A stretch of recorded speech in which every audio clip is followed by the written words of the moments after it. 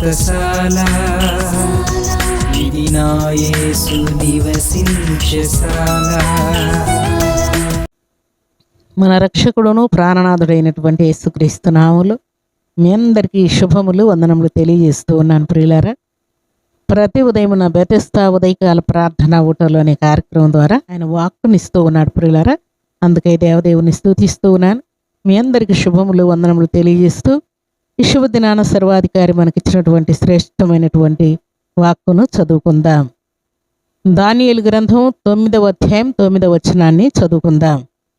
ఆయన కృపా క్షమాపణ గల దేవుడై ఉన్నాడు. ఆయన కృపా క్షమాపణ గల దేవుడై ఉన్నాడు. దేవుడి శ్రేష్టమైన మాటలు దీవించి ఆశీర్వదించునుగాక. సర్వశక్తిమంతుడు అయినటువంటి దేవాతి దేవుడు కృపగలిగిన దేవుడుగా, క్షమించే దేవుడుగా కనబడుతూ ఉన్నాడు ప్రియులారా. చాలాసార్లు దేవుడు నన్ను క్షమించాడో లేదో, నా పాపము దోషం అపరాధం దేవుడు కడిగి వేశాడో లేదో అని మనం టెన్షన్ పడిపోతూ ఉంటాం. అయితే మన దేవుని పేరే ఏమైనదంట? కృపా క్షమాపణ గల దేవుడై ఉన్నాడంట ప్రియులారా. కృప చూపించగలిగిన దేవుడు, క్షమించగలిగినటువంటి దేవుడుగా కనబడుతూ ఉన్నాడు. ఈ క్షమాపణ ఎలాంటిది అని అంటే, కొన్నిసార్లు మన తల్లిదండ్రులు కూడా మనల్ని క్షమిస్తారో లేదో తెలియదు, మన భర్త కూడా క్షమిస్తాడో లేదో తెలియదు, మన భార్య కూడా క్షమిస్తుందో లేదో తెలియదు, మన ఇంటి వారు బంధువులు రక్త సంబంధికులు కూడా క్షమిస్తారో లేదో తెలియదు. కానీ మన ప్రాణరక్షకుడు అయినటువంటి దేవదేవుడు, కృప చూపించే దేవుడు, క్షమించగలిగినటువంటి దేవుడుగా ఆయన కనబడుతూ ఉన్నాడు ప్రియులారా. ఈ శుభదినాన ఎటువంటి పాపం చేత దేవుడు నన్ను క్షమిస్తాడో లేదో అని భయపడుతున్నావేమో. నేను ఘోరమైనటువంటి పాపం చేశాను, వ్యభిచారం చేశాను, దొంగతనం చేశాను, మోసం చేశాను, ఎంతోమందికి ఎంతో కీడు చేశాను, అయినా కూడా దేవుడు నన్ను క్షమిస్తాడో లేదని భయపడుతూ ఉన్నావేమో. అయితే ఈ శుభదినాన దేవుడు అంటూ ఉన్నాడు, ఆయన కృప క్షమాపణ కలిగిన దేవుడై ఉన్నాడు ప్రియులారా. దేవునికి స్తోత్రములు కలుగును గాక. అందుకే ఈ గ్రంథంలో ఏమని వ్రాయబడిందంటే, నెహెమ్యా గ్రంథం 9వ అధ్యాయం 17వ వచనం మనం చదువుకుంటే, నీవు క్షమించుటకు సిద్ధమైన దేవుడవు అని వ్రాయబడి. క్షమించటానికి ఏ టైమైనా, రాత్రి అయినా పగలైనా, ఏ టైమైనా సరే, ఎలాంటి పరిస్థితి అయినా సరే క్షమించమని దేవుణ్ణి కోరుకుంటే, క్షమాపణ కోరితే తక్షణమే క్షమించటానికి మన దేవుడు సిద్ధముగా ఉన్న దేవుడు ప్రియులారా. దేవునికి స్తోత్రములు కలుగునుగాక. దేవుని సన్నిధిలో చేరిన నీ జీవితంలో దేవుడు నన్ను క్షమించడేమని ఎటువంటి పాపం చేత నువ్వు గందరగోళం అయిపోతూ ఉన్నావు, ఆ పాపములన్నిటిని కూడా క్షమించడానికి సిద్ధమైన దేవుడు మనకున్నాడు ప్రియులారా. ఉదాహరణకు, తప్పిపోయిన కుమారుడు దూర ప్రాంతం వెళ్ళి డబ్బంతా పాడు చేసుకుని తిరిగి ఇంటికి వచ్చేటప్పుడు తండ్రి దేవుని స్థానమందు ఉండి కుమారుని క్షమిస్తాడు ప్రియులారా. మెడ మీద పడి ముద్దు పెట్టుకున్నట్టు వ్రాయబడి, ప్రశస్త వస్త్రము ధరింపజేసినట్లు వ్రాయబడి, చేతికి ఉంగరం పెట్టినట్టు వ్రాయబడి ఉన్నది, కాళ్ళకు చెప్పులు తొడిగించి గొప్ప విందు చేసినట్లు అక్కడ వ్రాయబడి ఉన్నది ప్రియులారా. దేవునికి స్తోత్రములు కలుగును గాక. మనం తిరిగి దేవుని దగ్గరికి రావాలి కానీ, తిరిగి దేవుని దగ్గర క్షమాపణ కోరాలే కానీ, దేవుణ్ణి పశ్చాత్తాప హృదయంతో దేవుణ్ణి వేడుకోవాలే కానీ క్షమించడానికి మన దేవుడు సిద్ధముగా ఉన్నాడు.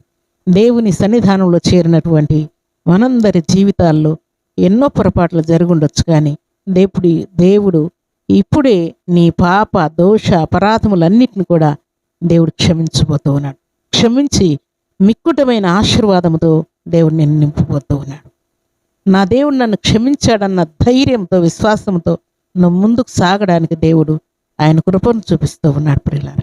దేవునికి స్తోత్రములు కలుగును గాక. నువ్వు ఒకసారి జ్ఞాపకం చేసుకొని దేవుని యొక్క మహోన్నతమైన కృపను పొందుకొని దేవునికి ఇష్టలై యోగులై వర్ధిల్లాలని దేవుడు కోరుకుంటూ ఉన్నాడు. దేవుని యొక్క కృపను, దేవుని యొక్క క్షమాపణను పొందడానికి ఎవ్వరూ ఆటంకం చేసేవారు లేరు ప్రియులారా. దేవుని సన్నిధిలో మనం హృదయపూర్వక క్షమాపణ కోరుకుంటే తక్షణమే క్షమించడానికి సిద్ధమైన దేవుడు మనకున్నాడు ప్రియులారా. భక్తులను ఎందరో దేవుని సన్నిధిలో ప్రార్థించినప్పుడు, క్షమాపణ కోరినప్పుడు అందరిని క్షమించిన దేవుడు, కృప చూపిన దేవుడు, కాపాడిన దేవుడు, రక్షించిన దేవుడు, ఆదరించిన దేవుడు, స్వస్థపరిచిన దేవుడు, నిన్ను కూడా దేవుడు స్వస్థపరిచి ఆదరించి కృప చూపించి నేనున్నానని అభయమిస్తూ ఉన్నాడు ప్రియులారా. దేవునికి స్తోత్రములు కలుగునుగాక. దేవుని యొక్క ఆదరణ సమృద్ధిగా నువ్వు పొందుకొని మెండైన నిండైన ఆశీర్వాదములు ఈ ఉదయకాల సమయంలో అనుభవించదువుగాక. దేవుని యొక్క ఆశీర్వాదంతో నువ్వు నింపబడదువుగాక. అలాంటి కృపా భాగ్యం ఈ ఉదయకాల సమయంలో సర్వాధికారి సమృద్ధిగా మనందరికీ అనుగ్రహించి ఆశీర్వదించునుగాక. ఆమేన్. ప్రార్థన చేసుకుందాం. భూమి ఆకాశములను కలుగు చేసిన మా తండ్రి, మీ కృతజ్ఞతలయ్యా. ఈ శుభదినాన మీరు ఇచ్చిన శ్రేష్టమైన వాక్కును బట్టి కీర్తిస్తున్నాను. నిజముగా మీరు మాకు కృప క్షమాపణ గల దేవుడై ఉన్నారు తండ్రి. మీ స్తోత్రాలు. క్షమించే దేవుడుగా ఉన్నారు. మీకు స్తోత్రాలు తండ్రి. మీ నామాన్ని మహింపరుస్తూ ఉన్నాను, స్తుతిస్తూ ఉన్నాను. క్షమించటానికి సిద్ధముగా ఉన్న దేవుడు మీరేనయ్యా. మీ కోట్లాది వందనములు, స్తుతులు, స్తోత్రములు చెల్లించుకుంటూ శుభదినాన మీ సన్నిధిలో చేరి ఈ మాటలు విన్న బిడ్డలందరినీ కూడా మీరు దర్శించినందుకై, మాట్లాడినందుకై, గద్దించినందుకై, సరిచేసినందుకై, క్షమించినందుకై, కృప చూపినందుకై స్తుతిస్తూ ఉన్నాను. ఈ శుభదినాన మీ సన్నిధిలో చేరి మాటలు విన్న బిడ్డలకు సంపూర్ణమైన ఆయుష్, ఆయురారోగ్యం ఇచ్చినందుకు స్తుతిస్తూ ఉన్నాను. స్వస్థత ఇచ్చినందుకు స్తుతిస్తున్నాను. ఎగ్జామ్స్లో కృపనిచ్చినందుకై స్తుతిస్తున్నాను.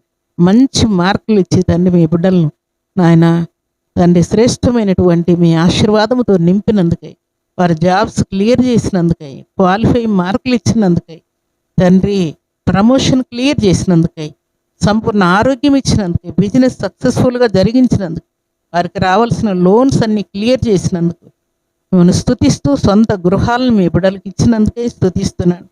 యవన బిడ్డల మ్యారేజ్ సెటిల్ చేసినందుకే స్తుతిస్తూ ఉన్నాను. మీకు స్తోత్రాలు. సంతానం లేని ప్రతి బిడ్డ గర్భాన్ని తాకినందుకే స్తుతిస్తున్నాను.